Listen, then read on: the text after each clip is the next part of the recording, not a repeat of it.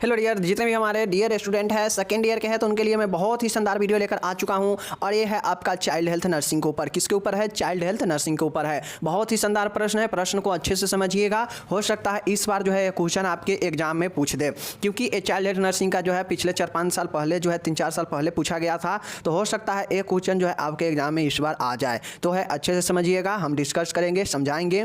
और ये होता क्या है, जैसे क्वेश्चन है आपका चाइल्ड हेल्थ नर्सिंग का है, आहार नाल की अविवरता या इसोफेजियल एट्रेसिया क्या होता है, इसके क्या कारण होता है, लक्षण क्या होता है, उपचार इसका क्या होगा, प्री एवं पोस्ट नर्सिंग प्रबंध समझाइए। अब देखिए इसी क्वेश्चन को अगले तरीका से कैसे पूछ देगा, सीधा पूछेगा कि आहार नाल के विवरता या इसोफेजियल एट्रेसिया वाले पेशेंट का प्री एवं पोस्ट नर्सिंग प्रबंध समझाए। एक क्वेश्चन ये 5 नंबर में पूछ सकता है। अलग से पूछ देगा, जैसे 4-5 बीमारी का नाम दे देगा और कहेगा कि उसका लक्षण या उपचार बताइए, 2 या कहेगा निदान बताइए और चिकित्सीय लक्षण लिखे। तो जो है किसी भी तरीका से पूछ लेगा तो हम संपूर्ण डिटेल में चर्चा करते हैं, ताकि जो क्वेश्चन किसी भी रूप में पूछेगा वो आप उसको अच्छे से बना दे। ठीक है, चलिए शुरू करते हैं। देखिए ओसोफेजियल एट्रेसिया, आहार नाल की विवरता। ठीक है, आहार नाल मतलब क्या होता है कि जो आहार लेते हैं, जो नली होता है भोजन फूड पाइप, वही जो है उसमें कोई प्रॉब्लम समस्या, वही जो है आहार नाल विवरता कहलाता है। चलिए इसका उत्तर को हम लोग देखते हैं, आंसर को क्या कहता है। यह एक जन्मजात विकृति है। देखिए सबसे पहले आपको से क्वेश्चन पूछेगा कि कौन जो है जन्मजात विकृति होता क्या है, कॉन्जेनिटल डिजीज होता क्या है, उसका जो है लिस्ट बनाइए। तो जो है बहुत सारे हैं, जैसे क्लेपलेट होता है, क्लेप बिदर ओस्ट होता है, क्लेपलेट होता है, उसके बाद ए वाला ओसोफेजियल एस्टेरिया है, स्पाइनल बाइफीरा है। बहुत से ऐसे बीमारी है जो आपके क्या होता है जन्मजात रोग होता है। तो उसका सभी का लिस्ट बनाना पड़ेगा, आपको लिखना पड़ेगा, वो क्वेश्चन अलग होता है। अब उस सभी में से कुछ ऐसे क्वेश्चन हैं जो आपके एग्जाम के लिए लॉन्ग क्वेश्चन के लिए इंपॉर्टेंट है। जैसे आज हम ओसोफेजियल एट्रेसिया देख रहे हैं, इसी प्रकार से स्पाइना बाइफीरा के बारे में पूछ देगा, इसी प्रकार से क्लेपलेट के बारे में पूछ सकता है, इंस्टाइनल ऑब्स्ट्रक्शन जो होता है आंतरीय अवरोध, उसके बारे में पूछ सकता है। तो जो है अलग अलग बीमारियां हैं, हाइपोकॉन्ड्रियासिस के बारे में भी पूछ सकता है। तो ये सब जन्मजात रोग है और इसके ऊपर डिटेल से भी चर्चा करने के लिए किसी क्वेश्चन को जो है लॉन्ग में पूछ लेगा, तो इसमें जो है देखना पड़ेगा। तो चलिए आज हम देखते हैं, एक प्रश्न है ओसोफेजियल एट्रेसिया क्या है। यह एक जन्मजात रोग है, बिल्कुल सही है, जिसमें भ्रूणीय विकास के दौरान अपूर्णता के कारण ग्रासनली, ग्रसनी और आमाशय के बीच निरंतरता नहीं होता है। चूँकि यह एक जन्मजात बीमारी होता है, तो इस बीमारी में होता यह है कि जो भ्रूण बनता है, भ्रूण जब गर्भधारण होता है, उसके बाद जब भ्रूण का विकास होता है गर्भ में, तो उस दौरान ही सभी स्ट्रक्चर का बन जाता है, आँख नाक कान सभी चीज़ें का जो है 9 महीने तक जो है उसी चीज़ का तो रचना होता है और विकास होता है। तो उसी विकास के दौरान होता यह है कि जो ग्रास नली होता है, जो भोजन वाला नली होता है, जो ग्रसनी होता है, जो श्वास नली होता है और जो पेट है, तो भोजन करने के बाद कहाँ जाता है, आमाशय में, पेट में ही जाता है, फूड पाइप से होकर ग्रास नली आहार नाल के थ्रू। तो चूंकि होता यह है इस रोग में कि जो ग्रास नली होता है उसका कनेक्टिविटी या तो आपका डायरेक्टली हो जाता है किससे, ग्रसनी से, मीन्स श्वास नली से। तो जो भोजन बच्चा अगर बाद में करेगा तो जो है वो पेट में नहीं जाकर ये ग्रसनी में जाएगा आहार नाल के थ्रू, कि उसको प्रॉब्लम है कि ओसोफेजियल एट्रेसिया का। या हो सकता है कि ग्रसनी जो है श्वसन वाला जो है ये आमाशय के साथ जुड़ जाएगा और ये नहीं जुट पाएगा, या हो सकता है ये दोनों ही जुट जाएगा और ये अलग रहेगा। तो जो है विभिन्न प्रकार के इसमें स्ट्रक्चर हो सकता है और ये अपूर्ण रूप से जो है विकास नहीं होने के कारण होता है भ्रूण के दौरान। समझ गए? चलिए, ग्रास नली एक फिस्टुला के द्वारा श्वास नली से संबंध हो सकती है, जिसे श्वास नली ग्रासिका नासूर या नलव्रण कहते हैं। देखिए ये होता है कि जो ग्रास नली है, जो भोजन वाला नली है, वह एक फिस्टुला के द्वारा जो है, वो फिस्टुला जो होता है उसके द्वारा श्वास नली से जो है ये जुड़ सकता है। मतलब जो मैंने पहले ही बताया कि जो भोजन वाला नली है ये श्वास नली से जुड़ सकता है फिस्टुला के द्वारा, जिससे होगा क्या कि श्वास नली ग्रासिका हो जाएगा या नासूर या नाल बरन होगा। समझ गए, मतलब जो भोजन करेगा वो क्या चीज़ में जाएगा, वो जो है फेफड़ा में पहुंच सकता है। ठीक है, ट्रेकियो एस्फोगियल फिस्टूला होता है कि जो भोजन करने पर जो है वो भोजन आमाशय में नहीं जाकर वो ट्रेकिया वाले जो है उस पाइप में जाएगा। और चूंकि ये कब होता है कि जब ये आपका ओसोफेजियल एट्रेसिया होता है, मतलब जो श्वास नली है वो जो है जुड़ जाता है किससे, भोजन वाले नली से। तो ये चीज़ें हैं, समझ गए। चलिए ये समझ गए, एक बार ए लाइन को और समझ लीजिए। ए लाइन को क्या समझ लीजिए कि जो ग्रास नली है जो ओसोफेगस वाला है, वो ओसोफेगस एक फिस्टूला के द्वारा, मतलब एक किसी फिस्टूला के द्वारा श्वास नली से जो है जुड़ सकता है, जिसे जो है श्वास नली ग्रसिका या सूर या नासूर या नालबरन कहते हैं, मतलब ट्रेकियो एस्फेगल फिस्टूला कहते हैं। जब ये आपका भोजन वाला पाइप जो है श्वास वाले पाइप से जुड़ जाता है तो उसे क्या बोलेंगे, ट्रेकियो एसोफेगल फिस्टूला। मतलब ट्रेकिया भी है, श्वास नली भी है, और ओसोफेगल मतलब ग्रास नली भी है, और ये दोनों को जोड़ने को जो है फिस्टूला कहते हैं। समझ गए। चलिए, जबकि होना क्या चाहिए कि जो आहार नाल जो ग्रास नली है उसको पेट से जुड़ा होना चाहिए, जबकि ऐसा नहीं होता है। ये चीज़ समझ गए। चलिए अब देखिए, यही पिक्चर यहाँ पे है, पिक्चर के माध्यम से समझिए। जैसे ये आपका पेट है, ये नॉर्मल जो है ये आपका नॉर्मल ऐसे होना चाहिए। कैसे, ये पेट है और पेट से कनेक्टिविटी किससे होता है, एसोफेगस से होता है। जो भी भोजन करते हैं वो क्या होता है, आहार नाल के थ्रू, एसोफेगस के थ्रू सीधा पेट में आता है। समझ गए। तो ये नॉर्मल हो गया। और श्वसन नली यहाँ पे ट्रेकिया ये अलग होता है, जो कि फेफड़ा में कनेक्टिविटी होता है। तो ये चीज़ समझ गए। बट ये जो है atresia with distal fistula, but होता ये है कि फेस्टूला के द्वारा जो है जब आपको एट्रेसिया होता है और विवर्ता हो जाता है, तो जो आपका ये आहार नाल वाला जो नली है सीधा पेट के साथ जुड़ा होना चाहिए, ये पेट के साथ नहीं जुड़ा होकर ये किसके साथ जुड़ा हो जाता है, ये जो है पेट वाला जो नाल होता है ये आपका श्वास नली से ट्रेकिया से जुड़ जाता है, और ये ऊपर वाला एट्रेसिया जो आहार नाल है ये ऊपर ही खुल जाता है, जिससे कोई भी भोजन करता है तो इधर उधर थोरेटिक कैविटी में चला जा सकता है। समझ गए। चलिए उसके बाद है अगला कंडीशन, इसमें क्या हो सकता है कि एट्रेसिया विथ डबल फिस्टूला, मतलब डबल फिस्टूला मतलब क्या होता है, सुर मतलब छिद्र, मतलब जुड़ना। तो ये जो डबल फिस्टूला है, मतलब ये जो आहार नाल वाला है ऊपर वाला, ये भी आपका श्वसन नली से जुड़ जाएगा और पेट का भी नली श्वसन नली से जुड़ जाएगा। तो ये होता है डबल फिस्टूला। ये सब अलग अलग टाइप है। पहला में क्या होगा कि सिर्फ पेट का जुड़ेगा श्वास नली से, और दूसरा में होगा कि आहार नाल के ऊपर वाला भाग भी श्वास नली से जुड़ जाएगा, और पेट का भी जो है पहले से जुड़ा हुआ है ये तो जुड़ा ही रहेगा। तो ये डबल फिस्टूला हो गया। ठीक है। अब फिस्टूला एस्ट्रेसिया क्या होता है, एट्रेसिया विथ प्रॉक्सिमिनल फिस्टूला। जैसे अब चूंकि हम लोग देख रहे थे कि ये दोनों कंडीशन में पेट वाला जुड़ा हुआ था श्वास नली से, अब यहाँ पे होता है कि पेट वाला अलग हो जाता है, पेट वाला नहीं जुड़ा हुआ रहता है नली, जबकि ऊपर से जो भोजन वाला नली है वो आपका श्वास नली से जुड़ा हुआ होता है। समझ गए ना। तो ये चीज़ समझिए। नेक्स्ट है आपका, देखिए कि इसमें एट्रेसिया में ये होता है अविवर्ता में कि आपका जो आहार नाल का है ऊपर हो जाएगा और पेट वाला नली नीचे रहेगा, मतलब इस दोनों में कोई कनेक्टिविटी नहीं रहता है, अलग अलग हो जाता है, जिससे जो भोजन करने पर इस आमाशय में पेट में नहीं पहुंच पाता है। तो ये नली अलग अलग हो जाएगा, भोजन वाला पेट से और आहार नाल का ऊपर और पेट का अलग हो जाएगा। तो ये एट्रेसिया अविवर्ता हो जाता है। फिस्टूला क्या होता है कि जो है आपका जो है आहार नाल वाला नली पेट में भी खुलेगा, और जो है वो कनेक्टिविटी हो जाएगा किसके साथ, श्वास नली के साथ भी कनेक्ट रहेगा और पेट के साथ भी कनेक्ट रहेगा। तो हो जाता है फिस्टूला, जो कि आपको इस प्रकार से होता है। समझ गए। तो अलग अलग कंडीशन समझ गए इसका एट्रेसिया का होने का। आहार नाल जो है कभी श्वास नली से जुड़ जाएगा, कभी जो है आहार नाल जो है पेट से नहीं जुड़कर श्वास नली से जुड़ा रहेगा, कभी आहार नाल अलग अलग दोनों हो जाएगा, यानी पेट का अलग और ऊपर का आहार नली दोनों नली बंट जाता है, डिवाइड हो जाएगा, जो कि यहाँ पे है। कभी कभी जो है पेट वाला नली, नीचे वाला जो पेट वाला नली है तो वो पेट वाला नली नीचे रह जाता है, और ऊपर का आहार नल जो कि पेट के साथ होना चाहिए ये पेट के साथ नहीं होकर ये श्वास नली के साथ जुड़ जाता है। तो ये सब कंडीशन अलग अलग है, ध्यान से देखिएगा तो इसको समझ जाइएगा। ठीक है। चलिए चलते हैं अब इसके अलग पड़ाव पर। अब इसके होने का क्या क्या कारण होता है, तो चूंकि हम जान रहे हैं कि ये जो है एक जन्मजात रोग है, तो कारण में क्या होगा, अनुवांशिक रोग हुआ, हेरिडेटी रोग हो जाएगा, भ्रूणीय विकास की असफलता, एक कारण ये भी होगा कि भ्रूण का जो है विकास में असफलता रहेगा, उस कारण पर्यावरण जनित रोग हो जाएगा, मतलब पर्यावरण का प्रभाव जो है भ्रूण पर पड़ा होगा, जिसके कारण इसको संपूर्ण विकास नहीं हुआ होगा। ठीक है। उसके बाद है, अब देखिए ज़्यादा इसका जो है लक्षण नहीं है, पहला तो लक्षण है कि भ्रूणीय विकास, और ज़्यादातर जो है यही लक्षण जो है सबसे इम्पोर्टेंट है कि बच्चा जब भ्रूण में रहता है, भ्रूण जब पलता है तो उसको जो है पूर्ण रूप से विकास नहीं हो पाता है, यानी विकास में असफलता हो जाता है। पर्यावरण जनित रोग होता है, पर्यावरण जनित कारक मतलब कि इन्वायरमेंट जो फैक्टर है वो प्रभाव पड़ता है, और अनुवांशिकी जो है कारक हो सकता है, हेरिडेटरी जो होता है का फैक्टर वो पड़ सकता है। समझ गए? तो ये मात्र 3 जो है कारण हो सकता है। सबसे इम्पोर्टेंट कारण है भ्रूणीय विकास की असफलता। समझ गए?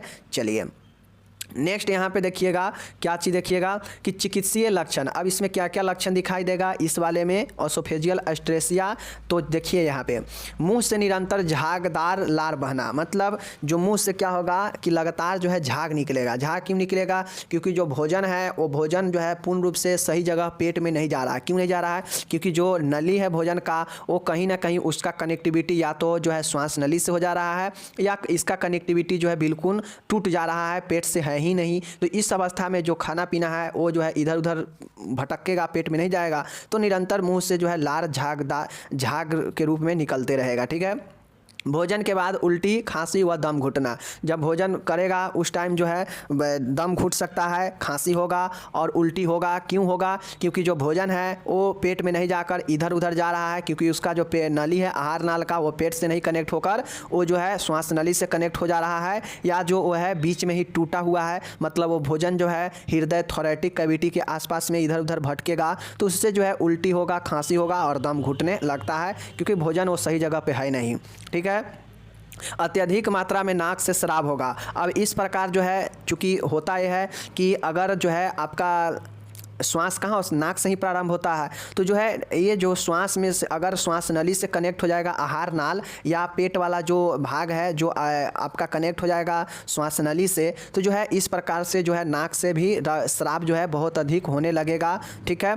जन्म के तुरंत बाद दोष प्रकट हो जाता है। अगर ऐसा प्रॉब्लम किसी में अगर होता है बच्चा में, तो चूँकि यह जन्मजात रोग होता है तो यह जो है तुरंत बच्चा में दिखने लगता है। जैसे दूध वगैरह उसको अगर माता पिलाती है तो उसका दूध जो है वो पेट में नहीं जाकर उसको नाक में है और मुंह में है निकलने लगता है, क्योंकि जो है ये उसको पेट से कनेक्ट है ही नहीं, तो कहाँ दूध जाएगा, इधर उधर ही ना भटकेगा। तो वही चीज़ें हैं, और बच्चा को दम भी घुटने लगेगा। उसके बाद उदर स्फीति, मतलब उदर जो है स्फीति, पेट है उसमें हवा भर जाएगा। क्यों हवा भरेगा? क्योंकि जो श्वास वाला पाइप है वो जो है एक कंडीशन में जो है वो पेट से कनेक्ट हो जा रहा है, तो जो श्वास लेगा वो पेट में ही जाएगा। तो ये जो है उदर स्फीति यही होता है। ठीक है, समझ गए? जबकि श्वास वाला का किससे कनेक्ट होना चाहिए? वो आपका हृदय से, फेफड़ा से कनेक्ट होना चाहिए। तो ऐसे नहीं होकर यह उदर से कनेक्ट हो जाता है। समझ गए चीज़ों को?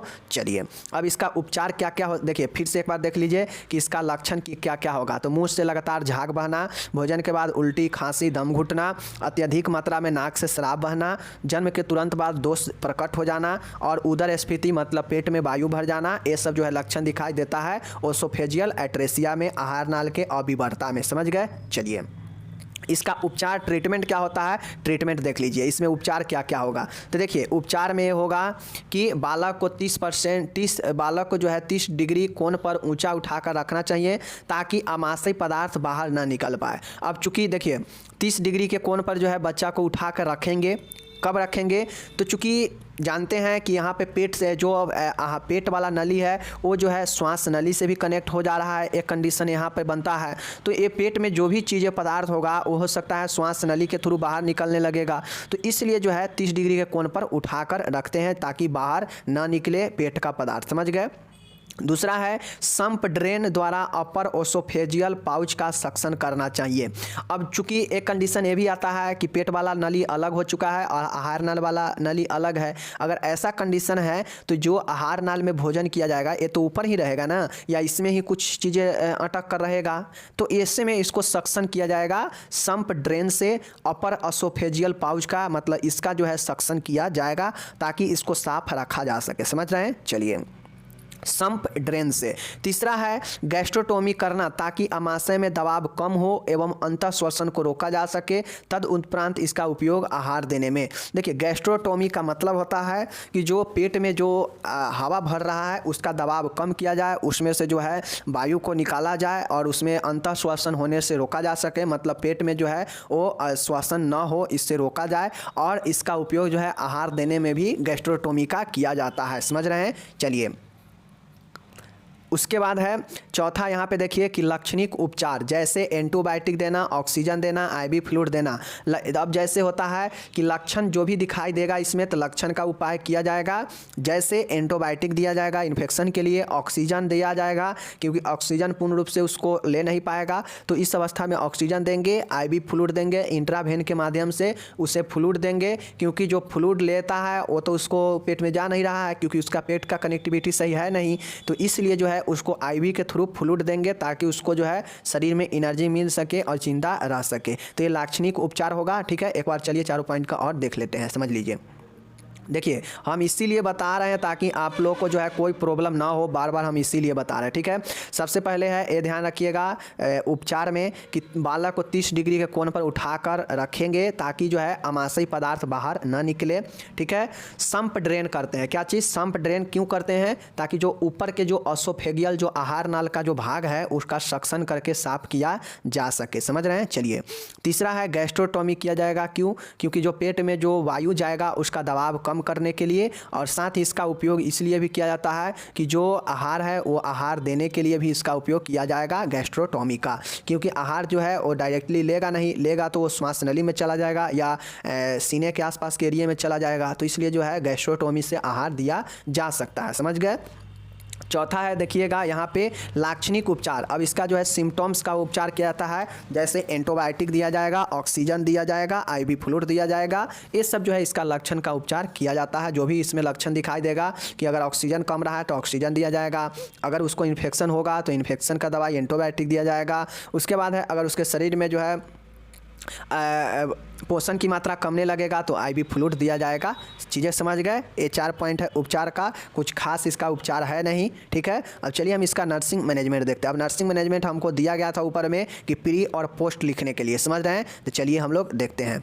अब देखिए, ये प्री और पोस्ट कब होता है? जब सर्जरी का बात आएगा तब, सर्जरी से पहले और सर्जरी के बाद। यही में आपको जो है कोई भी सर्जरी वाला रहेगा उसमें आपको प्री और पोस्ट और पेरी जो है आपका होता है, मतलब पहले सर्जरी के दौरान और सर्जरी के बाद। तो यहाँ पे हमसे प्री और पोस्ट पूछ रहा है, मतलब सर्जरी से पहले और सर्जरी के बाद देखभाल। तो चलिए हम लोग देखते हैं।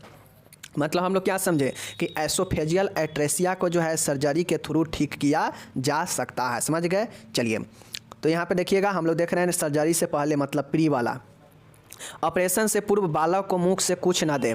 जब भी ऑपरेशन होने वाला हो एसोफेजियल एट्रेसिया को ऑपरेशन करके सही करना पड़ेगा, और जो आहार नाल जो अलग हो चुका है, अलग है, जो पेट का कनेक्टिविटी आहार नाल से नहीं है, अगर वो ट्रेकिया से हो चुका है उसका कनेक्ट, तो वहाँ पे उसको काटा जाता है और काट के जो है आहार नाल को क्या किया जाता है, आहार नाल को पेट से जो है कनेक्ट किया जाता है। समझ गए? तो यही जो है ऑपरेशन वहाँ पे होता है। तो ये ऑपरेशन में बालक को जो है ऑपरेशन से पूर्व जो है मुख से कुछ नहीं देंगे। बालक को जैविक चिन्हों का चेक करेंगे और किसी भी परिवर्तन पर तुरंत चिकित्सक को सूचित करेंगे। तो ये सब तो नॉर्मल हम बता चुके हैं। ठीक है, बालक को संक्रमण से बचाएंगे, डॉक्टर को निर्देशानुसार जरूरी दवाइयाँ और ऑक्सीजन प्रदान करेंगे। ये सब सर्जरी होने से पहले की बातें हैं। ठीक है, उसके बाद सक्शन करके श्वसन मार्ग साफ करेंगे, क्योंकि उसको जो है श्वसन का ही और आहार नाल का ही जो है सर्जरी होने वाला है। उसके बाद है शल्य क्रिया के बाद नर्सिंग देखभाल। अब सर्जरी हो चुका है तो इसका कैसे देखभाल होगा, ये तो पहले की बातें था। अब देखिए, अब है बालक को गर्म उद्भव पात्र इनक्यूबेटर में रखें। बालक को क्या करे कि गर्म जो है पात्र सामान में रखे। उसके बाद है सक्शन द्वारा श्वसन मार्ग को साफ करें, मतलब जो चूसने का जो सक्शनिंग है उसके द्वारा श्वसन मार्ग को साफ करना चाहिए, जिससे श्वसन प्रक्रिया निरंतर बनी रहे। वह श्राव की मात्रा को नोट करे, मतलब जो श्वसन से श्राव निकल रहा है उसका मात्रा को नोट करेंगे और श्वसन मार्ग को साफ करने के लिए सक्शन करते हैं। समझ गए? चलिए, तीसरा देखिए, वाटर सील ड्रेनेज की देखभाल करें। वाटर सील ड्रेनेज का देखभाल करेंगे, जो भी सर्जरी हुआ है उस भाग का जो है देखभाल करते रहेंगे। चौथा है आईवी फ्लूइड द्वारा पोषण स्तर बनाए रखेंगे। चूँकि उसको सर्जरी हुआ है तो उसको मुख से जो है वो तो उस समय ले नहीं सकता है भोजन, तो उसको आईवी के थ्रू, इंट्रावेन के थ्रू जो है फ्लूइड देते रहेंगे और पोषण बनाए रखेंगे। ठीक है, चलिए नेक्स्ट आपका देखिए, यहाँ पे नेक्स्ट पॉइंट है कि 5 डॉक्टरों के निर्देशानुसार एंटीबायोटिक देंगे इन्फेक्शन से बचाने के लिए। छठा है प्रत्येक आधे घंटे पर बालक को जैविक चिन्ह वाइटल साइन नोट करते रहेंगे। प्रत्येक 4 घंटे में शिशु की स्थिति बदलते रहेंगे ताकि बिस्तरी घाव ना हो। ठीक है, ये सब देख लिए। अब यहाँ पे और पॉइंट है देखिए, आमाशय छिद्र द्वारा शिशु को पोषण दे व इसकी स्वच्छता बनाए रखे। अब जो आमाशय में छिद्र किया गया है उसके थोड़ा पोषण दे, क्योंकि अभी तो उसका ऑपरेशन हुआ है आहार नाल का और या ओसोफेजियल एट्रेसिया का, तो जो है उसको वहाँ से तो भोजन आ नहीं पाएगा, प्रॉब्लम हो जाएगा। तो इसलिए जो है अभी उसको पोषण कहाँ से देंगे, आमाशय छिद्र से ही दिया जाएगा, समझ गए। और इसके स्वच्छता का देखभाल करेंगे। शिशु की देखभाल में माता को सम्मिलित करें। शिशु को देखभाल करने के लिए माता को जरूर शामिल करें।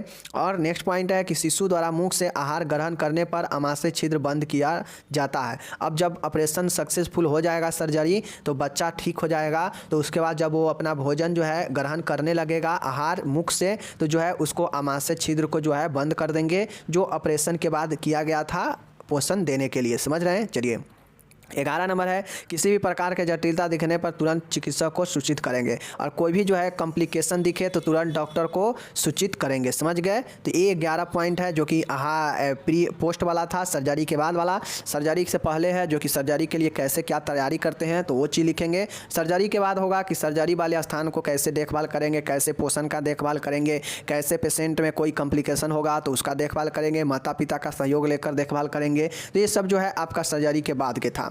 तो उम्मीद है कि आप लोग जो है ओसोफेजियल एट्रेसिया आहार नाल के विवरता जो है समझ गए होंगे। आप लोग जो है इस फिगर को जरूर एक बार समझ लीजिएगा। फिगर समझ लीजिएगा तो चीज़ें आपको आसान हो जाएगा समझना, ठीक है। क्योंकि यहाँ पे देखिए ये फिगर ही सब चीज़ आपको जो है बताएगा। यहाँ पे जो फिगर आप देख रहे हैं ये फिगर कंडीशन है कि पहले तो नॉर्मल है, जो कि पेट का अगर नॉर्मल कोई भी बच्चा होता है या कोई भी व्यक्ति होता है तो उसको इसी प्रकार से ये ट्रेकिया होता है। ट्रेकिया का अपना अलग रास्ता होता है और यहाँ पे आहार नाल जो कि पेट से जुड़ा हुआ होता है ये अलग, इस प्रकार के रचना सही है, नॉर्मल है, ठीक है। जब इसमें प्रॉब्लम होगा तो जो फिस्टूला होगा ये एट्रेसिया होगा, मतलब अलग हो जाएगा, और फिस्टूला मतलब कनेक्ट हो जाएगा किससे, फिस्टूला में क्या होता है कि जो ट्रेकिया है, ट्रेकिया का कनेक्शन जो है ये आमाशय से रहता है और आहार नाल जो है ये अलग रहता है। तो ये हो गया ये कंडीशन, ये प्रॉब्लम वाला कंडीशन है, जबकि ये नॉर्मल वाला कंडीशन है।